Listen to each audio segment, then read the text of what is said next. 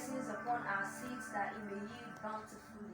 Our lips aren't pure enough to set the incense on fire, so we request that you melt our tongue and beat it to shape. Let us beat authority. We do not request to be made another Shango, but we want you to set the roofs of our hearts on fire. At the end of it all, we will trade hardship for ashes, and the lashes you took for us would mean more to us than our lashes. Mark our hearts with the sign of the cross. We cross our hearts will remain faithful.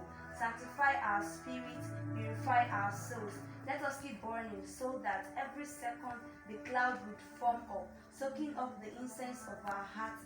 We would become ambassadors of the King of Kings. Oil us with your power, O Lord. Let the words of our mouths and the meditation of our hearts be acceptable unto you as we stand at thy altar.